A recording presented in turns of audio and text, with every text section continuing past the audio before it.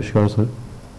Sir मैं ये जो क्वेश्चन पूछने वाला हूँ उसमें थोड़ा सा धार्मिक थोड़ा सा आधार है और मैं इसको मेंटल अप्रोच के साथ मैं जोड़ना चाहूँगा। तो जैसा कि हम सब लोग जानते हैं कि विष्णु जी के 24 मतलब उन्होंने अवतार लिए, ऐसा कहा जाता है इनकारनेशंस।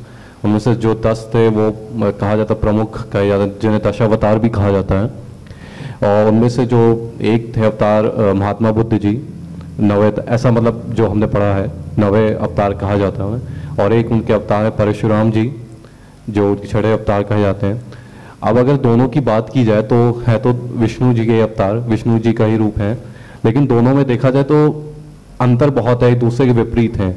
एक तरफ परशुराम जी हैं जो बहुत ही क्रोधी हैं, बहुत ही करेजियस हैं, और वो कहते हैं क्षमा मत करो, अपने दुश्मनों का उन्होंने 21 बार ऐसा कहते हैं अस्तित्व मिटाया।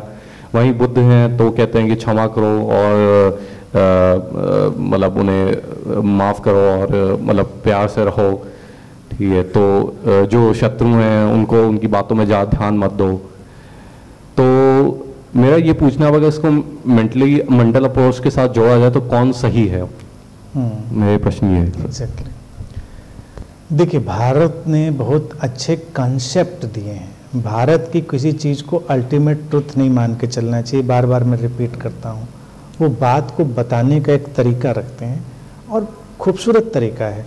अगर देखिए उसको हम बहुत रैशनली करेंगे तो बहुत सारी चीज़ों को हम कैंसिल भी कर सकते हैं, लेकिन अगर हम इसके एक बहुत ही ब्रॉडर और लार्जर अप्रोच लें कि कुछ बताने की कोशिश कर रहे होंगे लोग, तो विष्णु अगर हम इसको माने सोर्स कॉन्शियसनेस, यानी कि जो एक सोर्स चेतना है, हम उसको माने कि हम उसकी बात कर रहे हैं और उससे मैनिफेस्टेशन होते हैं। अब हम 10 माने, 24 माने, कितने भी माने, इसमें नहीं पढ़ना चाहिए। कितने भी हो सकते हैं वो। अब 10 को भी अगर देखा जाए तो कम से कम डबल फिगर में लाए उसको, एक मतलब अंक से 2 अंक में, फिर उसको कितना भी मल्टीप्लाई कर सकते हैं। कहने की कोशिश यही हो सकती है किसी की कि ये परम्यूटेशन कॉम्बिनेशन कितना भी हो सकता है। रहा सवाल 24 का, तो ये भी उस समय की सोच के हिसाब से कुछ रहा होगा कि जैन 24 तीर्थंकर की बात करेंगे तो ये 24 से 24। अब वो उसके परिप्रेक्ष्य में हम नहीं जाएंगे इस समय।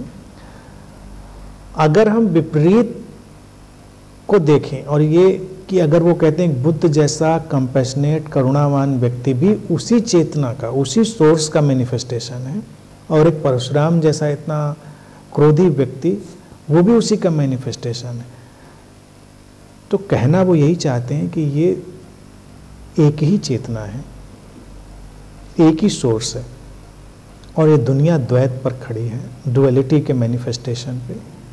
वो द्वैत की तरह प्रकट होगी, इसमें ना कुछ सही है ना कुछ गलत है, कंटेम्परेरी सिलेक्शन है। जब बुद्ध का चुनाव अस्तित्व करेगा उस समय उनकी ज़रूरत होगी, और जब परशुराम का चुनाव अस्तित्व करेगा तो उस समय उनकी ज़रूरत होगी। यानी कि वो क्या ज़रूरी है ये नहीं बता, हम ये नहीं कह सकते कि परशुराम से भाई तुम फरसा छोड़ के बुद्ध की तरह ध्यान में बैठो, और बुद्ध से हम नहीं कह सकते कि क्या है तुम्हारी इसी प्रवचन से संसार चलेगा, इतना यहाँ पर केओस हो रखा है, तुम उठाओ तलवार उठाओ। वो नहीं उठाएंगे। कहने का भारत का ढंग है कि दोनों विपरीत द्वैत जो है वो मैनिफेस्ट होता है, लेकिन सोर्स एक ही है, अलग अलग नहीं है।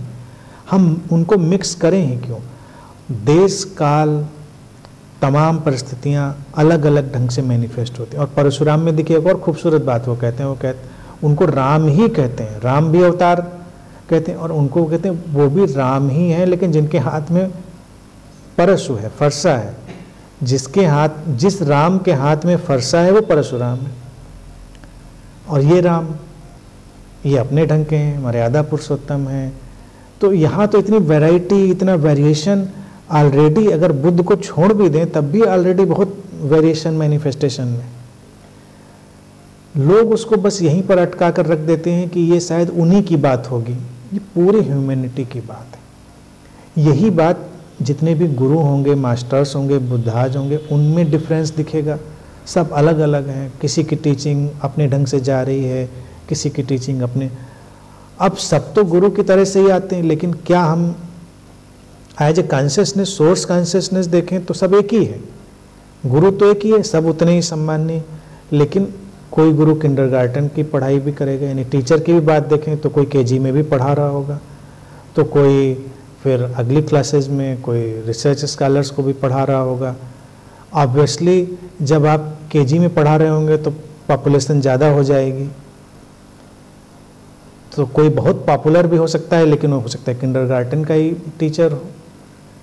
कमी या ऊंचाई नहीं है, ये तो एक्सपर्टाइज है। अब किसी टीचर को हमने एक्सपर्टाइज में डाला कि ये भाई स्पेसिफिक ही अपनी चीज़ों को लाएगा, तो उसके पास अलग किस्म का ग्रुप होगा। अभी के भी जगत में क्या होता है, सब मिलाने कोशिश में लगे रहते हैं कि वो वैसा क्यों नहीं करते, वो वैसा क्यों नहीं करते, ये वाले वो क्यों नहीं करते, वो वाले वो क्यों नहीं करते। हम लोग इसमें भी तो उलझे रहते हैं। गुरुओं में भी देखें, अब कोई हमारे पास आ जाए तो कहे आप मंत्र क्यों नहीं कराते हैं, आप ये क्यों नहीं कराते हैं। हम नहीं कराते हैं। हमारा जो क्लास असाइंड होगा एग्जिस्टेंस की तरफ से, उसी क्लास को तो एड्रेस करेंगे। मान लीजिए वो ट्रेनिंग एक्सपर्टाइज हमारे पास, हम अपने स्कूल में भी ये उम्मीद नहीं कर सकते हैं, कहेंगे टीचर तो सब हैं भाई, तुम ये वाला क्लास पढ़ाओ।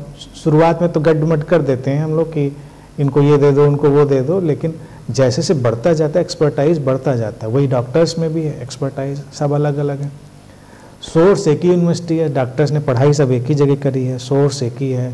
फिर कोई ये स्पेशलिस्ट बन गया तो कोई वो स्पेशलिस्ट बन गया, कोई सर्जन बन गया तो कोई नहीं बना, लेकिन ऑप्टिमम लेवल तक सबने एक ही पढ़ाई करी है, वो नॉलेज सबके पास एक ही है।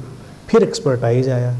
तो बुद्ध या परशुराम या ऐसे तमाम गुरु जो भी हैं, ये द्वैत का मैनिफेस्टेशन है। और ये भारत का करेज है, मैं कहता हूँ साहस है कि वो कहता है भारतीय दर्शन कि यहाँ हम किसी भी चीज़ को इनकार नहीं करते, यहाँ कुछ भी संभव है। यहाँ जो समय परिस्थिति के अनुसार आवश्यक होगा उसके अनुसार वो चेतना अपना रूप लेगी, अपना काम करेगी। तो इसमें कोई हेजिटेशन नहीं।